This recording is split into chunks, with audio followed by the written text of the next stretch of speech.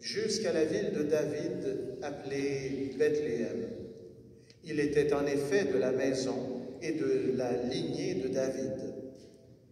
Il venait se faire recenser avec Marie qui lui avait été accordée en mariage et qui était enceinte. Or, pendant qu'ils étaient là, le temps où elle devait enfanter fut accompli. Elle mit au monde son fils premier-né. Elle l'emmaillota et le coucha dans une mangeoire, car il n'y avait pas de place pour eux dans la salle commune.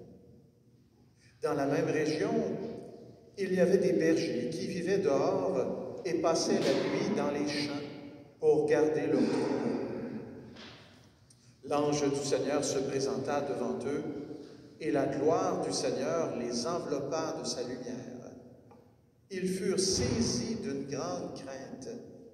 Alors l'ange leur dit, « Ne craignez pas, car voici que je vous annonce une bonne nouvelle, qui sera une grande joie pour tous les peuples. Aujourd'hui, dans la ville de David, vous est né un sauveur qui est le Christ, le Seigneur. Et voici le signe qui vous est donné. Vous trouverez un nouveau-né, emmailloté et couché dans une mangeoire. » Et soudain, il y eut avec l'ange une troupe céleste innombrable qui louait Dieu en disant « Gloire à Dieu au plus haut des cieux et paix sur la terre aux hommes qui l'aiment. » Acclamons la parole du Seigneur. On peut s'asseoir.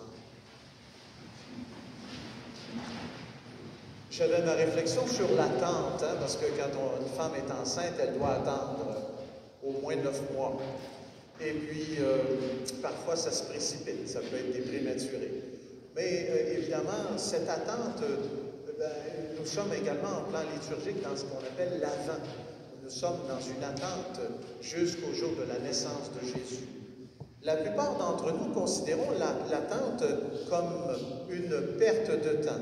On est tellement dans une société pressée, là. Peut-être parce que la culture d'aujourd'hui nous dit ne restez pas là à attendre, faites quelque chose. Pourtant, durant l'Avent, nous méditerons sur des personnes en attente. Par exemple, Zacharie et Élisabeth attendent la naissance de leur enfant Jean-Baptiste. Marie et Joseph attendent la naissance de Jésus. Simeon et Anne attendent au temple celui qui doit venir. La personne qui attend est patiente. La patience dans les Écritures est synonyme de persévérance et de douceur. Elle est le fruit de l'esprit. La patience ne signifie pas que nous fassions preuve de passivité et d'abnégation. Être patient suppose que nous acceptions de rester là où nous sommes et de vivre pleinement notre situation, convaincus que quelque chose finira par arriver par l'action de Dieu. C'est vivre patiemment le temps présent et attendre avec espérance en se fiant à la sagesse de Dieu. C'est une réflexion à contresens à notre époque. Combien de gens manquent de patience? Alors ils ne sont plus dans le fruit de l'esprit. Combien de gens nous disputent? Combien de gens perdent patience au volant et qui vont commettre après ça des gestes désapprouvants? Combien de gens vont attendre l'autobus ou le métro et devenir impatients? Combien de gens vont attendre dans toutes sortes de guichets publics ou à l'urgence pour être servis? Aujourd'hui, le message nous dit, écoutez, attendre, ce n'est pas être passif et dire, bon, il n'y a rien qui va se passer, mais c'est d'avoir confiance. Confiance que quelque chose va arriver. Alors, avec Marie et Joseph, accueillons l'Avent jusqu'à la bonne nouvelle de la naissance de Jésus.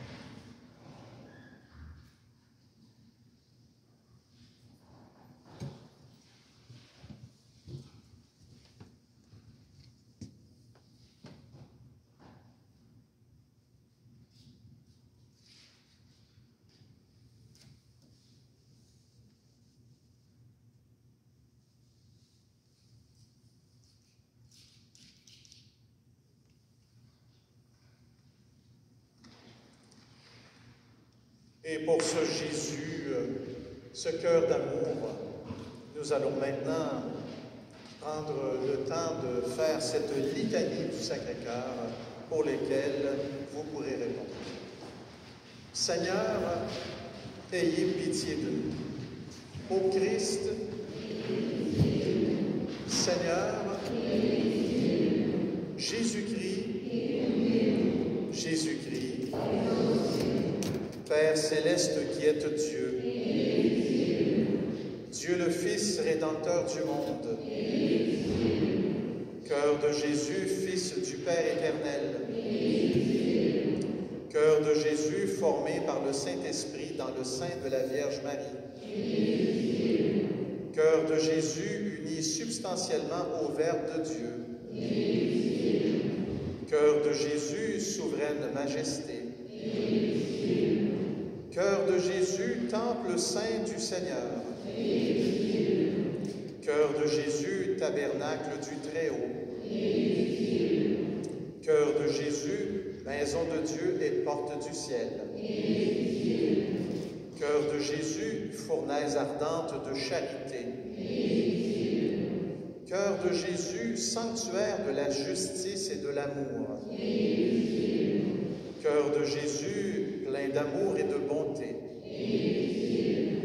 cœur de Jésus, abîme de toutes les vertus, cœur de Jésus, très digne de louange, cœur de Jésus, roi et centre de tous les cœurs, cœur de Jésus dans lequel sont tous les trésors de la sagesse et de la science,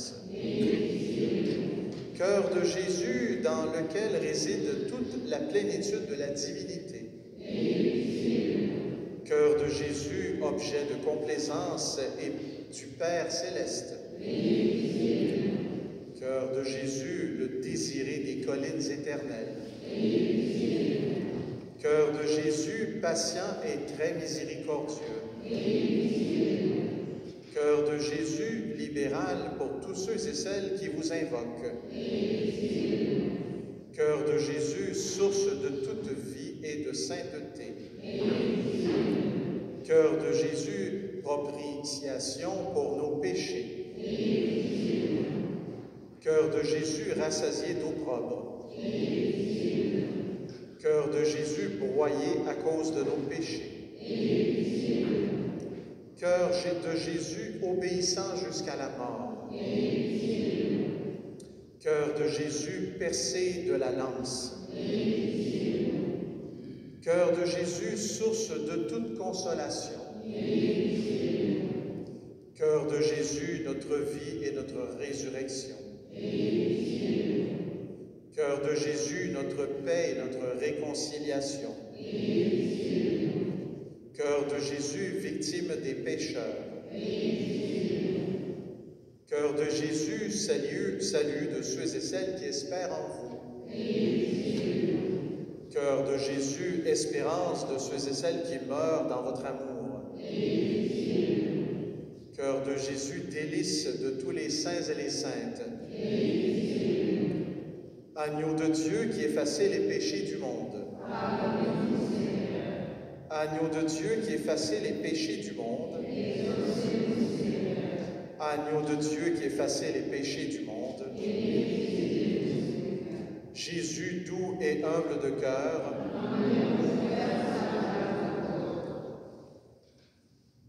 prions. Dieu éternel et tout-puissant, jetez les yeux sur le cœur de votre Fils bien-aimé. Soyez attentifs aux louanges et aux satisfactions qu'il vous rend au nom des pécheurs. Apaisés par ces divins hommages, pardonnez ceux et celles qui implorent votre miséricorde au nom de ce même Jésus-Christ, votre Fils, qui vit et règne avec vous, en l'unité du Saint-Esprit, dans les siècles des siècles.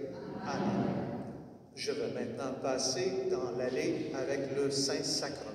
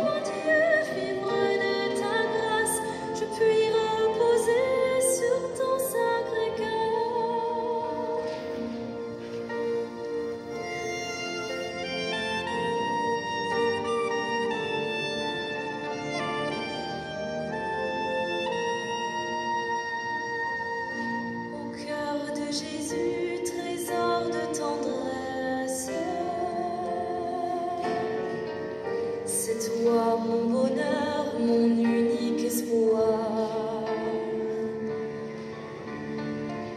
Toi qui sus charmer ma tendre jeunesse, reste auprès de moi jusqu'au dernier soir. Seigneur, à toi seul j'ai donné ma vie, et tous mes désirs te sont bien connus. C'est en ta bonté toujours infinie que je veux me perdre au cœur de Jésus.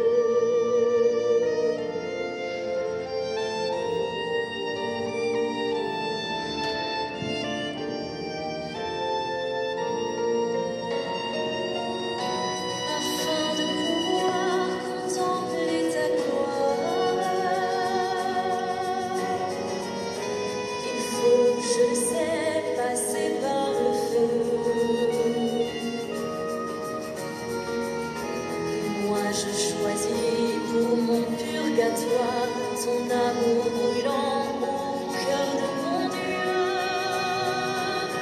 Mon âme exilée quittant cette vie voudrait faire un acte de pur amour, et puis s'envolant au ciel, sa patrie, entrer dans ton cœur sans aucun détour. Sans aucun détour.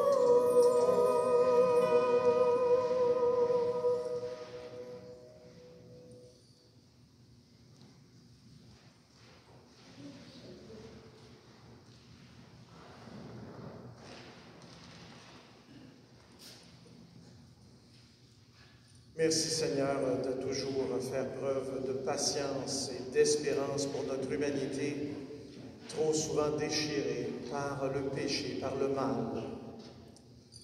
Merci Seigneur de continuer d'apporter tout ton soutien à toutes ces personnes qui, en cette période des fêtes, se retrouvent démunies, se retrouvent sans logis dans la rue, se retrouvent déportées de leur pays, se retrouvent réfugiés.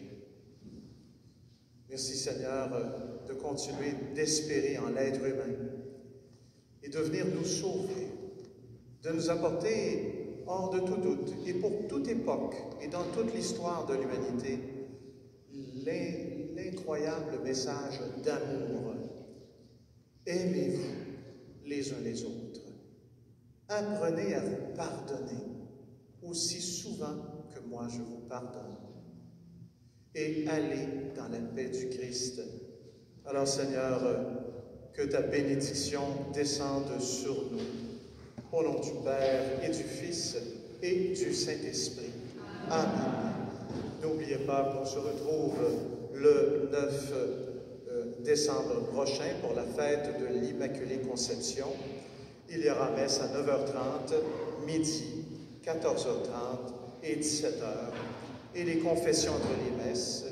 Et si vous voulez revoir cette célébration d'adoration que nous venons de vivre ensemble, elle se retrouvera sur le site YouTube de la chapelle Notre-Dame de Lourdes. Nous saluons d'ailleurs tous les auditeurs qui sont avec nous en ce moment. Amen.